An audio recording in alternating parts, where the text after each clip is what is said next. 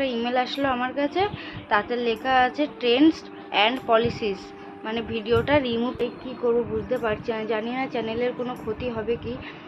তোমরা সকালবেলা ঘুম থেকে উঠে দিনটা ভালোই কাটছিল, হঠাৎই ইউটিউব থেকে একটা মেল আসলো যে ভিডিও রিমুভ করতে হবে।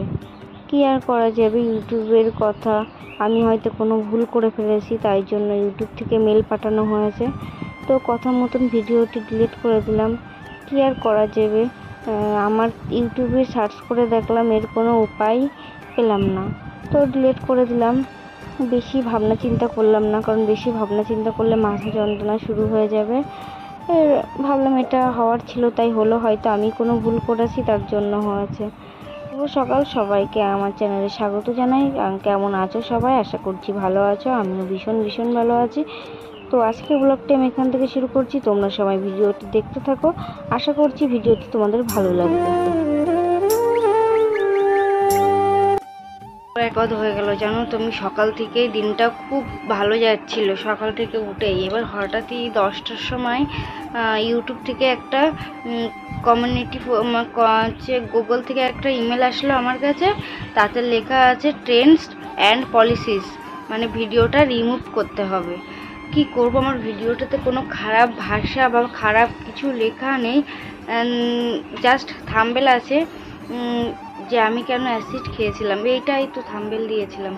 এবার ভিডিওতে এত সমস্যা হচ্ছে, আমি কি করব বুঝতে পারছি না। দাদার কাছে ফোন করলাম, দাদা বাড়িতে আসবে, তারপরে যদি ঠিক করা যায় তাহলে ঠিক করতে হবে, নাহলে পুরো ভিডিওটা রিমুভ করে দিতে হবে, মানে ডিলিট করে দিতে হবে। ভিডিওতে আমার ভিউজ ছিল 1.8K ভিউজ। এই জানো তো, সবে ভিডিওগুলো হচ্ছে ভিউজ হচ্ছে, আর তার মধ্যে যদি এরকম দেয় কি করব বুঝতে পারছি না, জানি না চ্যানেলের কোনো ক্ষতি হবে কি।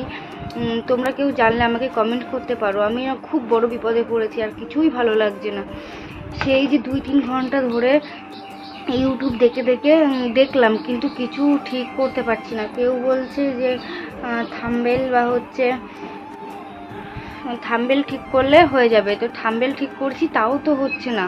তাহলে আমি ভিডিওতেও কোনো খারাপ কথা বলিনি, এবার ভিডিওতে খারাপ কথা বলেছি সেটা দেখবো, সেটাও দেখতে পাচ্ছি না। ভিডিওটা অন করছি, অনই হচ্ছে না, আর কিছু ভালো লাগছে না। অনেক স্বপ্ন নিয়ে ইউটিউব খুঁজছি, সবে শুরুতেই এরকম বাধাই, ফার্স্ট টাইম আমার কিছু এরকম হলো সমস্যা। ভীষণই ভয় লাগছে, কি কারণে হলো, কিসের জন্য হলো, কারণটাও তো বুঝতে না পারলে আরও ভিডিওতেও তো আসতে পারে। ভয় লাগছে কিসের জন্য ইউটিউব এমনটা করলো আমার সাথে, আমি নিজেও বুঝতে পারছি না। আমি তো খারাপ কিছু থাম্বনেল বা কিছু লিখিনি, এমনটা কেন হলো। ভিডিওটা কি হবে, হয়তো ভিডিওটা আমার ডিলিটই করে দিতে হবে। ভালো লাগছে না, একটু ভালো লাগছে, সত্যি মনটা একটু ভালো লাগছে না। ভিডিওটা হয়তো আমার ডিলিটই করে দিতে হবে। ভিডিওটা এরকম পড়বে আমি কখনো ভাবতে পারিনি। দেখি সবার কাছে সাহায্য চেয়ে কেউ সাহায্য করে কি, আমি তো পারি না, কি করবো বুঝতেও পারছি না। দেখি সবার কাছে কমেন্ট করে কেউ আমাকে বলতে পারে কি কিছু করতে হবে কি, বুঝতে পারছি না কি হবে। ভিডিওটা ভীষণই টেনশনে আছি। সবে ভিডিওগুলো একটু গ্রো হচ্ছে, তার মতো। তো ফ্রেন্ড, এখানে স্নান করে কমপ্লিট হয়ে রেডি হয়ে গেছি। এবার শ্যাম্পু করেছি, কারণ চুল কাটতে হবে, চুলের আগা নষ্ট হয়ে গিয়েছে। আর দেখো পুরো একদম সরু হয়ে গিয়েছে, চুল তো সব উঠেই গিয়েছে অপারেশনের পরে।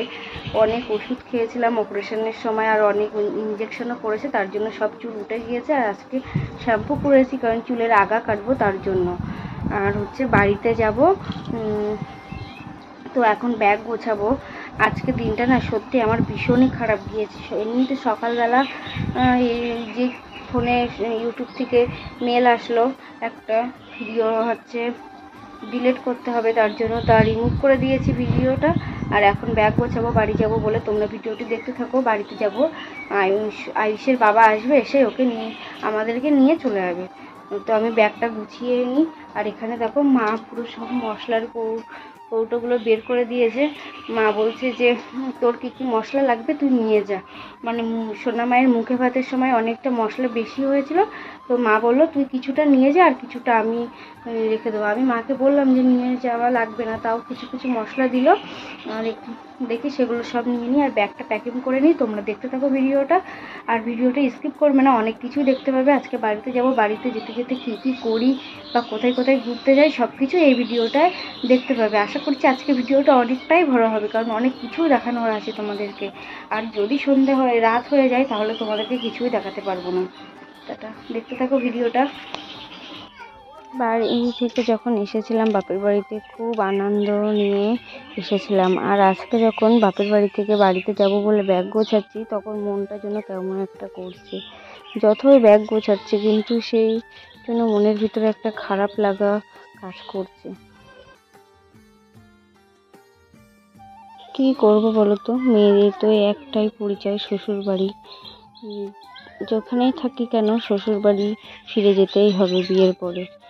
আর শ্বশুর বাড়ি গিয়ে সংসার করা এটাই তো মেয়েদের কাজ না। আর তোমরা আমাকে কমেন্টে অনেকে অনেক ভালো ভালো কমেন্ট করেছো, তাদেরকে অসংখ্য ধন্যবাদ জানাই। আর দু একজন আছো আমার ভিডিওতে খারাপ কমেন্ট করছো, তো সেটা কিছু বলার নেই। তোমাদের যেটা যেমন মনে হচ্ছে, তোমাদের বিবেক যেমন, তোমরা তেমনই কমেন্ট করছো আমাকে, এতে আমার কিছু বলার নেই। আর যারা ভালো কমেন্ট করছো তাদেরকে অসংখ্য অসংখ্য ধন্যবাদ। যারা আমার চ্যানেলটা সাবস্ক্রাইব করোনি এখনও পর্যন্ত, তারা আমার চ্যানেলটা সাবস্ক্রাইব করে দাও। আর যারা সাবস্ক্রাইব করেছো তারা আমার এইভাবেই পাশে থেকো তোমরা, তাহলেই হবে, আর কিছুই লাগবে না। তোমরা আমার পাশে থাকলেই অনেক, এতেই আমি অনেক খুশি। আর ব্যাগ গুছানো দেখো কমপ্লিট হয়ে গিয়েছে, আর সোনা বাবা ওই পাশে শুয়ে আছে, ও ঘুমিয়ে পড়েছে দুপুরবেলা, সেই ফাঁকে ব্যাগটা গুছিয়ে নিচ্ছি। কারণ ও উঠলে যে বদমাইশি করবে, তার জন্য ও ঘুমিয়ে পড়েছে, সেই ফাঁকে ব্যাগটা গুছিয়ে নিচ্ছি। আর বিকেলবেলায় বাড়িতে যাব, তার জন্য তাড়াহুড়ো করে ব্যাগটা গুছিয়ে নিচ্ছি। আর এই যে আইশ্যাডো প্যালেটটা দেখছো না, এটা আমি কিনেছি এই গ্রামে একটা ফেরিওয়ালা এসেছিলো, তার কাছ থেকে কিনেছি 200 টাকা করে। এই জীবনের ফার্স্ট আমি একটা জিনিস কিনলাম আমার জন্য, তাছাড়া আমার মেকআপের কোনো জিনিসই নেই। সবার ফার্স্ট এই আইশ্যাডো প্যালেট কিনলাম, এরপরে আরও অনেক কিছু কেনার ইচ্ছা আছে, যা যা লাগে সব কিছুই। এদিকে ব্যাগ প্যাকিং করা অলমোস্ট ডান। দেখো পুরো ব্যাগ প্যাকিং হয়ে গিয়েছে। দুটো ব্যাগ, আসার সময় দুটো ব্যাগই হয়েছিল, আর যাওয়ার সময় দুটো ব্যাগ। আসার সময় ব্যাগটা খালি খালি এসেছিলো, যাওয়ার সময় দেখো একটু খালি, মানে ভরাটি আছে কিন্তু একটু কম আছে জিনিস। কারণ আমি 4টে শাড়ি পাঠিয়ে দিয়েছিলাম, বিয়ে হয়ে গিয়েছিল, আর 4টে শাড়ি তোমাদের দাদাভাইয়ের কাছ দিয়ে বাড়িতে পাঠিয়ে দিয়েছিলাম, তার জন্য ব্যাগটা একটু খালি খালি লাগছে। আর মা আবার অনেক কিছু দিল, সেগুলো ব্যাগের মধ্যে ঢুকিয়ে নিয়েছি, না হলে ব্যাগটা আরও খালি হয়ে যেত, পুরোই খালি যেত। তাও এবার হচ্ছে একটু ভিডিও এডিটিং করব, ভিডিও এডিট করে তারপরে দেখি কখন আসে বাবা। বাড়িতে আসলে বাবা বাড়িতে আসলে এক জায়গায় বসে খাওয়া দাওয়া করব, করে তারপর হচ্ছে দেখি কখন আসি, তোমাদের দাদাভাই আসলে তারপর বেরিয়ে পড়বো। আর এই দেখো হাতের নেলপালিশের কালারগুলো কেমন লাগছে, এ দেখো, বোঝা যাচ্ছে না, না এই দেখো, এই দুটো কিনেছিলাম নেলপালিশ, 10 টাকা করে নিয়েছিল। এই অনেক দিন পরে, আগে কিনতাম 10 টাকা করে নেলপালিশ, আর এখন অনেক দিন পরে 10 টাকা করে আবার নেলপালিশ পেলাম, তাই দুটো নিয়ে নিলাম। কালারটা হেবি সুন্দর, 10 টাকা ভালো জিনিস, টাকা হিসেবে ভালো জিনিস হয়েছে আর কি। আমার নখ ছোট ছোট তো, তার জন্য ভালো লাগে না। বোন পরেছিল, বোনের হাতে সুন্দর লাগছিল নেলপালিশগুলো। তো দেখি কখন আসে। ব্যাগ তো গোছানো কমপ্লিট, বাড়ি যেতে একদমই ভালো লাগছে না, একদমই যেতে ভালো লাগছে না, কিন্তু যেতে তো হবেই। আর বাড়ি যাওয়ার সময় কি খাবে? ফুচকা নাম নাম খাবে? ঠিক আছে। কে নিতে আসবে তোমার? বাবা নিতে আসবে? কখন নিতে আসবে? কখন নিতে আসবে? নিয়ে আসবে স্কুল ব্যাগ নিয়ে যাবে স্কুলে? হ্যাঁ আমি। তুমি নিয়ে যাবে? আগে একটু বড় হও, তারপরে স্কুলে যাবে, ঠিক আছে তো? গুড বয় তো তুমি।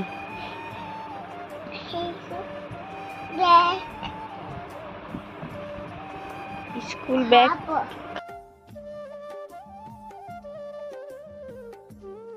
এদিকে বাড়িতে বেরিয়েও পড়েছি। আর এই যে ঘরটা দেখছো না, এটা হলো এনবি নিবেদিতা দিদি ভাইয়ের বাপের বাড়ি। আর এই যে তোমাদেরকে দেখাচ্ছি, দেখবা পাঁচিল দিয়ে ঘেরা। এই যে এই বাড়িটা, এই যে পদ্ম ফুলের ছবি আঁকা, এই বাড়িটা হলো এনবি নিবেদিতার শ্বশুর বাড়ি। তো দিদি ভাইদের বাড়ির ওপর দিয়েই আমাদের বাড়িতে আসতে হয়। আমার বাপের বাড়ি হলো দোগাছিয়া, আর দিদি ভাইদের বাড়িটা হলো চাঁদপাড়া। আর আমাদের বাড়ি আসতে আসতে সন্ধ্যে 7টা বেজে গিয়েছিল। আর হচ্ছে এদিকে চলেও এসেছি, দেখো বাড়িতে এসে বাদাম খাচ্ছি। মা মেলাতে গিয়েছিল, গিয়ে সেখান থেকে বাদাম কিনে এনে রেখে দিয়েছিল। যেহেতু আমরা বাড়িতে নেই, তার জন্য আমার জন্য রেখে দিয়েছিল কিছু বাদাম। আর বাড়িতে কোথাও গেলে না যেতে ভালো লাগে, তারপর বাড়িতে এসে যে এত কাজ থাকে না, সেগুলো আর করে পারছি না।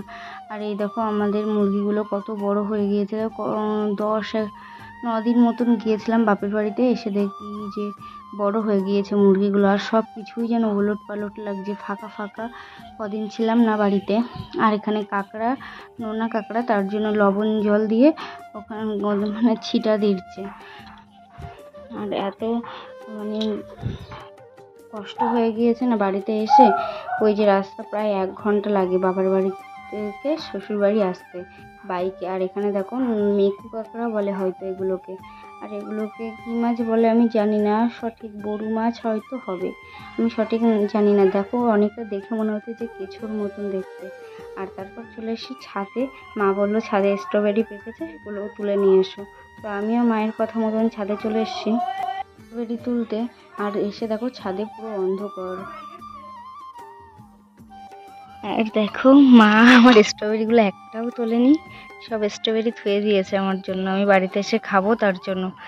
এত পেকেছে না, পুরো পেকে লাল হয়ে গিয়েছে দেখো স্ট্রবেরি।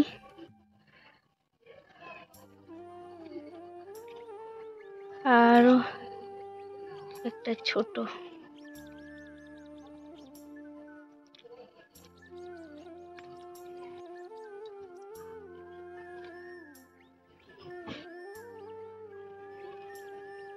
দেখো 3টে স্ট্রবেরি তুলে নিয়েছি।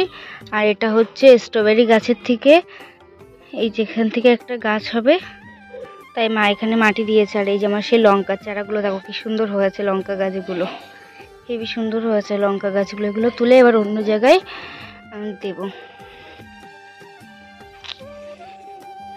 আর এই দেখো ছাদের থেকে স্ট্রবেরিগুলো পেরেও এনেছি, এনে সোনা বাবার কাছে দিলাম, ও খেলো। খেয়ে মুখটা যে এমন করছে, খুব একটা টক না, আর পেকে গিয়েছে।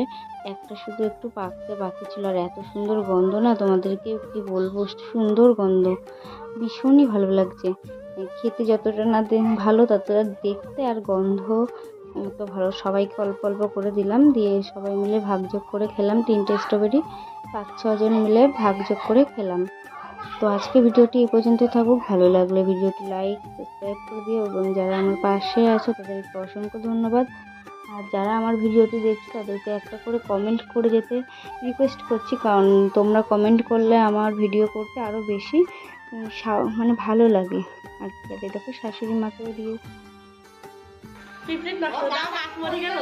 পুরো